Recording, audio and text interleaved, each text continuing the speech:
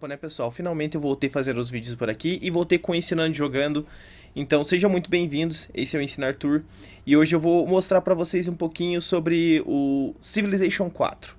E eu vou usar o Civilization 4 para explicar algumas características das civilizações antigas. E eu vou entrar no jogo e vou jogar com o Gilgamesh e vou ser o governador sumério e vou mostrar a partir do tutorial algumas características bem essenciais para se entender as civilizações antigas, todos os conceitos em volta disso. Eu achei interessante, a partir do momento que comecei a jogar o Civilization 4, a construir algumas análises. Como ele perpassa por todas as épocas da humanidade, vai dar para explorar muitas coisas dele para falar de várias características.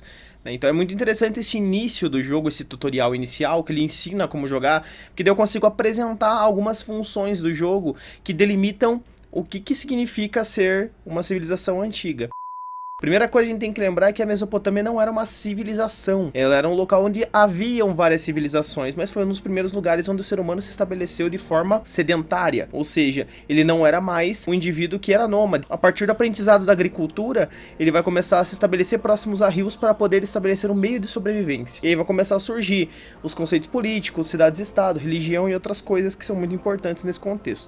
Então dentro desse jogo, vamos lá, nós vamos começar, eu vou jogar o modo tutorial. Então você pode começar o jogo com a Cleópatra e pode começar o jogo com o Gilgamesh. Eu vou começar com o Gilgamesh justamente pela questão temporal. A Cleópatra é muito posterior ao Gilgamesh, então eu acho que é interessante começar com ele, porque daí a gente pode começar falando da lenda do Gilgamesh. Certo? E a primeira coisa que se remonta.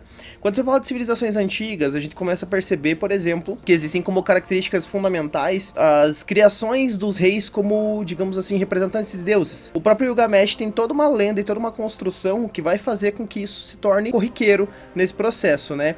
Então qual que é a história do Gilgamesh? Esse site que eu tô consultando aqui é o Mundo Educação, tá, pessoal? Eu peguei um pedacinho da história, mas tem um livro, a Epopeia de Gilgamesh, que é muito mais completo e fala sobre isso também. Mas ele teria governado e fundado a cidade de Uruk, a primeira grande capital suméria. Ela teria surgido ali mais ou menos em 2700 a.C.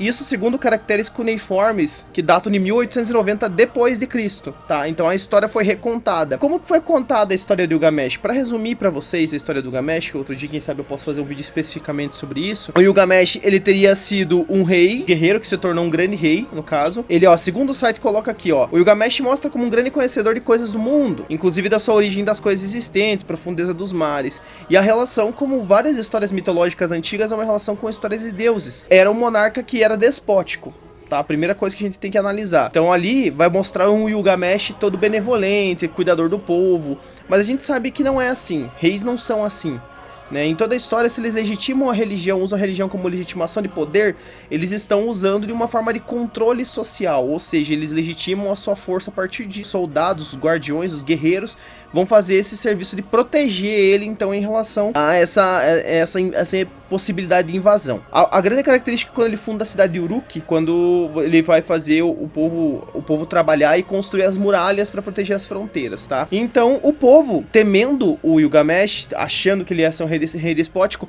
vai fazer suas preces para a deusa Ishtar. A deusa Ishtar então vai mandar um grande monstro chamado Enkidu, que vai lutar contra o Gilgamesh, e no fim das contas os dois vão acabar se tornando amigos porque não vão haver vencedores. E aí vão começar várias aventuras que são contadas na Epopeia de Gilgamesh. Posteriormente, a Ishtar vai ficar com um ciúme da amizade entre o Enkidu e o Gilgamesh, porque ó, segundo a lenda ali, Ishtar, quem amasse a deusa seria morto, né? Em seguida ele não aceitou. Ela faz com que o Enkidu tenha 12 dias de sofrimento, acaba morrendo, ele vai para novas aventuras. E aí é uma coisa muito curiosa sobre o Gilgamesh, né? Ele vai encontrar o Utnapishtim, que é um imortal, que vai revelar um mistério dos deuses, né? Que em tempos remotos, isso está escrito no site lá, em tempos remotos os deuses haviam decidido submergir a terra de Shuruppak, mas que ele, pela sua devoção, havia recebido ordens de construir uma arca no meio do deserto, olha que curioso, e abrigar seus familiares, amigos e quadrúpedes e aves de sua escolha. O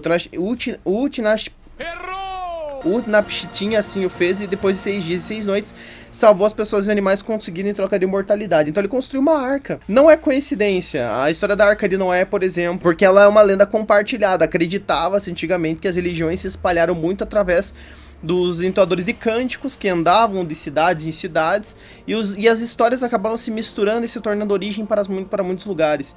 Então a gente tem histórias muito parecidas nesse sentido. Dito isso, falando do Gilgamesh, a gente vai ver no jogo então como que ele se porta a partir do tutorial, tá? Começando com isso, vamos jogar com o Gilgamesh e começar a entender então esse contexto. Achei interessante esse começo do jogo, que ele faz toda essa leitura, né, de quem seria Gilgamesh, né. Aqui até as aventuras de Enkidu são uma das habilidades, né, pode declarar guerra contra qualquer um que esteja em guerra contra seus aliados, sem sofrer penalidades. Quando estiver em guerra com seus inimigos em comum, ele e aliados compartilham recompensas e pilhagens, ganhos, tá, e as missões épicas, né, no caso. Aqui o jogo monta a imagem do que é o Gilgamesh, monta o que ele constrói esse mito de um rei super virtuoso, um cara super importante que tem o poder de conduzir o seu país. É muito poético, muito bonito, mas a gente sabe que na história realmente não é assim que funciona, né? Ele usa de controle social, usa outras coisas, além de imposição com outras tribos e tudo mais. Isso é um conceito que acontece com muitos reis na continuidade histórica. E esse é o cenário inicial do jogo. E aqui tem a conselheira que vai dando dicas, como eu disse, é o tutorial do jogo, e ela vai dar dicas, e é importante porque a gente vai seguindo o tutorial dela, a gente consegue fazer uma análise sobre algumas características que são importantes pra gente começar. O turno começa aqui em 4000 a.C., como está colocado bem acima, certo? Tem até o horário bonitinho. É um jogo feito de turnos, como se fosse um jogo de tabuleiro, então você tem que ir passando os turnos e a partir da passagem desses turnos, vai jogando e vai desenvolvendo a sua civilização. A Mesopotâmia era banhada por dois, que era o Rio Tigre e o Rio Eufrates. Mesopotâmia, né, entre dois rios, como diria em grego. Então, esse rio que está sendo cruzado aqui, que é muito importante a gente destacar, vai ser o local onde eles vão estabelecer a cidade. Por que eles vão fundar a cidade próximas a rios? Porque a agricultura intrinsecamente precisa de rios. Então, essa passagem de rios que vai ser construída, vão ser feitos esquemas de irrigação, que são algumas das habilidades que o jogo ensina para você. E essas habilidades de irrigação vão fazer então com que você aprenda a utilizar o rio para a sobrevivência. O que era isso? Esse período, então, do início da fundação de uma cidade, com o fim daquele caminho que você fica percorrendo durante o tempo, que é o processo de nomadismo. Como é que funcionava o nomadismo? Exploravam recursos, e aí eles iam para outros lugares. Agora, a ideia do jogo é começar já nesse princípio onde você estabelece uma cidade, você funda uma cidade e você começa a montar características delas. É nato a gente perceber que só começam a surgir a profundidade religiosa, profundidades políticas, códigos de lei, defesa de território, a terra como posse, a partir do momento que surgem as primeiras cidades. Então as cidades vão surgir como estruturas não presas dentro de países, como a gente conhece hoje, mas dentro de uma estrutura que a gente chama de cidades-estado. Então vamos começar o jogo só pra gente entender, certo? Bem, boas-vindas, Gilgamesh. O destino do nosso povo está sob suas mãos. Grande é a responsabilidade colocada sobre você, talvez eu possa ser útil. A conselheira vai ajudar. Então, ó, por muito tempo perambulamos por esse mundo sem uma terra para chamarmos de nossa. É hora de criarmos nossas raízes. Então aqui é a hora de você estabelecer o povo. Aqui são os colonos que vão morar, ó, Suméria. A Suméria, certo, que é um dos povos da Mesopotâmia, que eu falei pra vocês que são vários. Mais ao norte você tem a Assíria, mais ao meio, entre os dois rios, você tem Babilônia. E aí, por fim, você tem a Suméria ao sul, certo? Só que algumas delas se confundem em vários momentos, que uma vai dominar a outra e tudo mais. Todos eles coexistem, tá? Só que vai chegar um momento que um vai dominar mais que o outro. E agora nós vamos ter que fundar a nossa cidade, então o que eu tenho que fazer? Eu tenho que dar o comando que ela ensina a fundar a cidade. E surgiu a cidade. Pode perceber que na característica da cidade, ó, tem um templo central, que é um zigurate, que é muito característico da Mesopotâmia, que é um local ali que também era usado para comércio, né? Mas essencialmente também era um local religioso. E as moradias em volta das pessoas. Pode perceber que dentro dessas linhas pontilhadas dos mapas, a gente tem já um trecho para a gente usar a mineração, que eu vou explicar depois, algum trecho para agricultura, e também vai ter exploração de outros meios. Primeira coisa que eu tenho que fazer, então, eu tenho que escolher a minha produção. Então agora ela vai falar pra mim, ó, cada cidade também domina as terras ao redor, ela tá ensinando ali o que eu tenho que fazer na parte de domínio. Embora ainda pequena, nossa cidade continuará a crescer se você permitir, o destino dela e do seu povo depende de você. Então ela já joga a responsabilidade já pro rei, que é uma coisa nata, o rei, o poder centralizado, um poder uno. Você deve escolher como cada cidade e sua civilização deve crescer e se expandir com o tempo, melhorando a terra que controla, criando novas edificações, distritos e tudo mais. Então a fronteira ali, ela é fundamental. Depois eu vou falar do eixo política, mas a fronteira aqui no caso, ela é muito importante. Como eu disse na história do Gilgamesh, ele vai construir fortificações, proteções. A limitação de fronteira evita que venham outros adversários e invadam esses territórios. E isso vira uma tendência, então, você fechar essas cidades. Cidades-estado, basicamente, são cidades que têm características de país. Por isso estado com E maiúsculo. O que significa isso? Essas cidades-estado, elas tinham um governo próprio. E muitas vezes elas tinham um deus, né, da mitologia suméria, que era o protetor dessas cidades. Uruk foi uma das principais cidades mesopotâmicas, tá? Ela é uma das primeiras e uma das principais cidades mesopotâmicas, mas existiram várias. Somos abençoados por terras tão produtivas dentro das nossas fronteiras. Mesmo assim, uma civilização é composta por pessoas, não apenas terra. Então a gente tem terra, a gente precisa ter população. O que vai fazer para aumentar a população? Vamos fazer guerreiros. Olha só. Aqui então, a proteção do nosso povo é a nossa maior preocupação. Faça com que essa cidade crie um guerreiro. E aí vamos criar um guerreirinho. O guerreiro então vai treinar. E aí fechou o turno. Ela falou, ó, acabou o dia, encerrou. As tribos bárbaras, o que é o termo bárbaro? E eu achei engraçado ela ter usado aqui, porque o termo bárbaro é um termo grego, que significa não grego. Ou seja, aqueles que não são gregos eram chamados de bárbaros. Na essência seria esse o termo. O termo bárbaro é utilizado muito para falar quem é estrangeiro, quem é de fora. Então, no caso, ele não era um termo que era utilizado na Suméria. Então, o que vai acontecer é que eles vão usar o bárbaro mesmo para falar do estrangeiro, mas que o bárbaro é um estereótipo, vamos dizer assim, né? E a gente tem vários personagens de cinema, de quadrinhos, que elucidam como esse estereótipo do bárbaro. É extremamente violenta, que seria, digamos, um troglodita, uma pessoa que não tem civilidade, no conceito de civilidade que se apresenta aqui. Ele não teria modos, seria um invasor que destrói tudo, simplesmente ele comete barbárie, por isso a gente usa a palavra barbárie também. Então esse seria o bárbaro, não é um termo que é dessa época, não é desse período, não pertence a esse povo, é um termo que a gente chama de anacrônico, certo? Nesse sentido. Aqui é bem interessante, a gente vai começar os processos de pesquisa. Então a pesquisa vai ser o quê? A pesquisa vai ser as características que esses grupos vão ter. Aqui é muito curioso que a gente tem 5 características bem interessantes, tá? A primeira é a astrologia. Tá? A astrologia, ela, até a Idade Moderna, mais ou menos, ela era ligada, ela era a mesma coisa praticamente que a astronomia. A astrologia é aquela que vê os astros, acredita uma coisa mais esotérica, uma coisa mais mística, baseada na fé, enquanto que a astronomia, ela fala basicamente da análise das estrelas a partir dos começos, uma coisa muito mais científica, e ela se separa lá na época da Idade Moderna, com as descobertas de Copérnico e tudo mais. Nesse contexto, então, eu desenvolver e buscar astrologia significa que eu estou buscando a minha solução nas estrelas. Isso não é uma exclusividade dos sumérios, não é uma exclusividade da Mesopotâmia. Ela aparece no Brasil, a gente tem várias tribos indígenas que tinham essa observação das estrelas, a gente aparece no Egito, ela aparece aqui.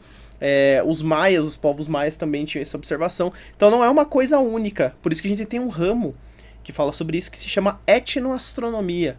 Ou seja, a etnoastronomia, ela fala da forma como os astros eram observados por diferentes etnias. A domesticação de animais, obviamente, ela vai surgir como um contexto para fornecer carne, para ajudar na agricultura e também para você conseguir elementos como o leite, por exemplo, que eram elementos que vão ser para alimentação, mas também para o comércio depois. Então a domesticação de animais começa nesse período, ela é muito importante para isso. A gente tem a mineração. A mineração ela é interessante porque ela começa a explorar, e é o que eu vou fazer agora, né?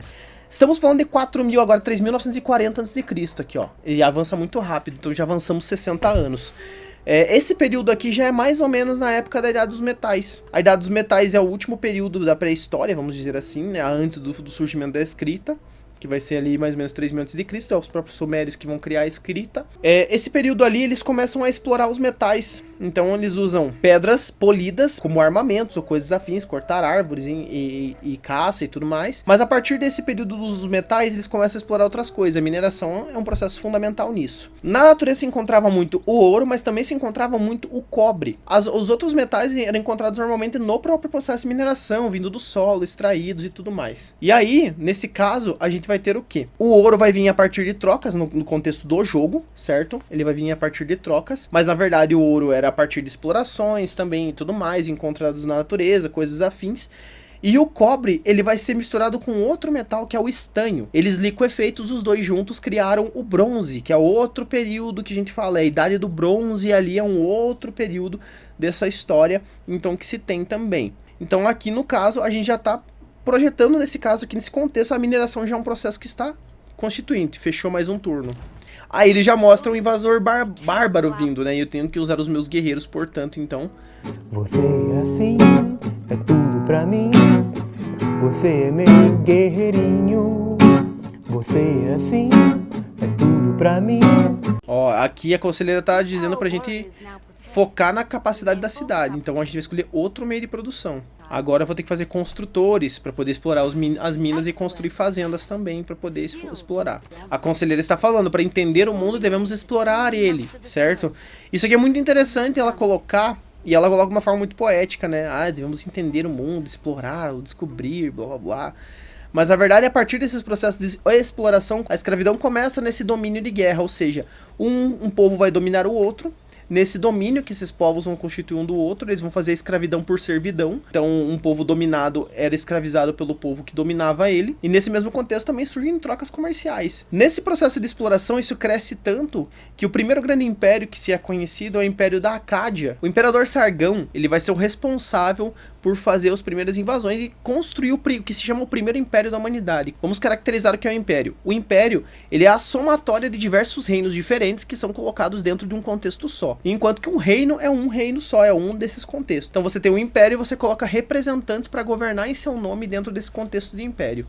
Por que no Brasil foi chamado de império? Por causa do tamanho do território brasileiro. Ele é muito grande, então foi chamado de império, o que acaba gerando essa confusão. Então agora, ó, eu vou dar ordens para as minhas unidades. Então eu vou usar os guerreiros para explorarem. Eles vão de a pezinho para fazer a exploração. Aí eu vou andar mais um pouquinho e já vou aumentando o território. E já encontramos uma aldeia, ó. Então a gente vai fazer trocas com essa vila para ganhar ouro, para ganhar proteção e coisas assim. Aí eu já vou pro próximo turno também. Aqui no caso é uma amizade, trocas comercial, e daí ó, impressionados com nossa cultura, eles desejam se levantar contra opressores. Isso é muito interessante, quando ela fala assim, impressionados com a nossa cultura, ela tá falando de uma dominação, eles gostam da nossa cultura, então eles vão aceitar o que a gente quer. Isso é muito comum também no discurso civilizatório, né? A descoberta do Brasil foi feita nesse sentido. Então, a partir do momento que você tem ali impressionados com nossa cultura, você também tem um eixo de dominação, imposição cultural que faz com que o povo dominado assimile a cultura de quem dominou. Aqui eu vou usar os batedores. Batedores são como exploradores no jogo, né? Vou trazer ele pra cá. Ele com o cachorrinho, ele vai procurar aliados, procurar tribos. Agora vamos rever os guerreiros. Voltar pra cidade. Ó, a cidade prospera, o povo cresce. O jogo é muito interessante que ele coloca assim, muito assim, você tá desenvolvendo, você tá evoluindo, mas ele mostra um conceito muito europeizado, digamos assim, do processo de evolução, né? Você vê que o interesse do jogo mesmo é a questão da jogabilidade, ele não fica ruim por causa disso. Mas se você se basear 100% historicamente, você fica com uma ideia, uma proposição de que era realmente, né, um rei benevolente, um líder virtuoso, aquela coisa toda, mas não é assim que funciona. Líderes não são virtuosos.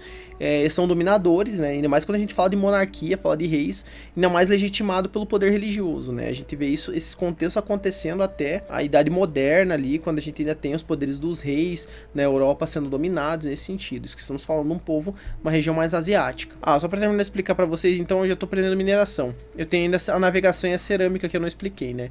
A navegação, ela vai ser usada amplamente para pesca, para exploração, e para você encontrar outros lugares. Você vai usar a pesca e exploração para você poder buscar alimentos, para poder também fazer trocas comerciais. O rio vai ser utilizado. Então, em determinado momento, a partir do momento que o comércio começa a surgir, que começa a surgir esse tipo de contagem matemática da Suméria, né, que era a contagem sexagesimal, que era uma contagem que fazia com a falange dos dedos, né? Você tem ali 1, 2... Você vai contar até 12, no caso, sem utilizar o dedão, né? Que ele seria usado para você contar. Então, 1, 2, 3, 4, 5, 6, 7, 8, 9, 10, 11, 12. Você tem essa contagem até 12. E com todos os dedos das outras mãos, você fazia a contagem, então, de 12 em 12. Certo? 12, 24, 36, 48, 60. Você conseguia contar até 60. Era assim que começou as primeiras contagens comerciais. Essas contagens comerciais foram utilizadas, então, para poder depois desenvolver conexões com outras civilizações, outros grupos sociais. E aí você podia fazer trocas comerciais, e era tudo baseado na troca inicialmente. Não se tinha ainda uma moeda estabelecida. Isso vai vir com o tempo, vai ser muito comum na Roma. Eles vão utilizar o metal como troca, mas o metalismo mesmo é essencial como dinheiro lá no início do capitalismo também. No final da Idade Média e início da Idade Moderna, com a modernização das cidades. Aqui já dá pra ver no cenário que já tá aparecendo o segundo rio, né? Eu só não consigo localizar qual que é o Tigre e qual que é o Eufrates aqui, mas já tem os dois rios aparecendo no cenário. A cerâmica é bem importante, né? Eu já posso usar a cerâmica aqui. A cerâmica é outra coisa que eu posso aprender.